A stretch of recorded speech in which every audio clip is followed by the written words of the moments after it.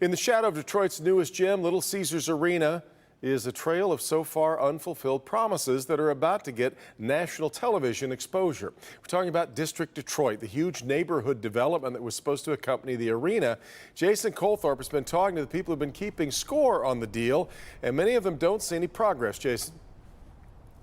Devin, they actually think we've gone backwards on this whole deal as of right now. They say there are fewer residential units, fewer small businesses than when the whole thing started, meaning when LCA was first built. And now all of that to be highlighted tomorrow night, 10 p.m.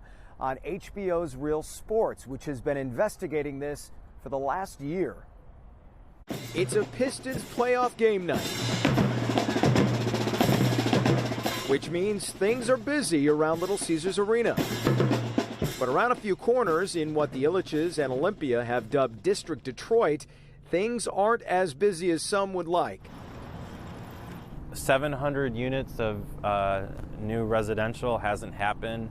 Millions of dollars of parking has. Francis Grunow, chair of the Neighborhood Advisory Committee, says the Illiches' promise of 50 blocks of commercial, retail, and residential development has gone unfulfilled. From day one, they promised to do this stuff in parallel, to build the arena, but also work on these other aspects of building the neighborhood, and they have not done that. Last April, Phase 2 of District Detroit was announced, complete with renderings, but 1 year later, none of those 6 projects around LCA appear to be close to completion. You put in more parking lots, but what about residential? And many who live here know it. I mean, I can understand the bottom line, the bottom dollar is about making that dollar, but what about the people that's going to make you that dollar and spend their dollars that in your businesses? And promises were made. And if you're not keeping your promises, then why should I spend my money?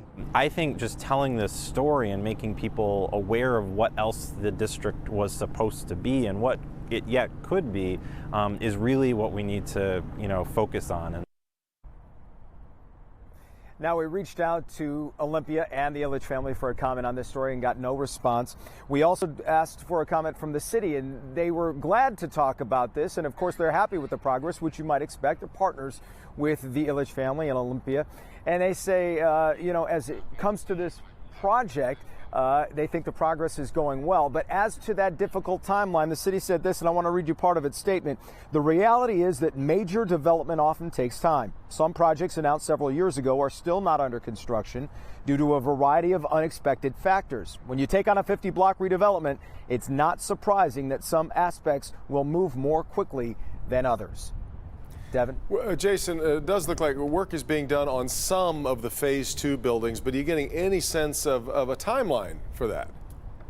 No timeline on those, but yes, there is some construction going on. And, while you mentioned the Eddystone, which isn't part of Phase 2, but is one of those buildings people often point to as a symbol of this. And if you look behind me, behind LCA, it's the building that's all dark. A lot of people say, hey, that was supposed to be done now. Well, I did talk to the city about that, and they say an architecture firm and construction firm are now under contract for the Eddystone. So hopefully we start to see some progress, at least on that one. We sure do. Devin?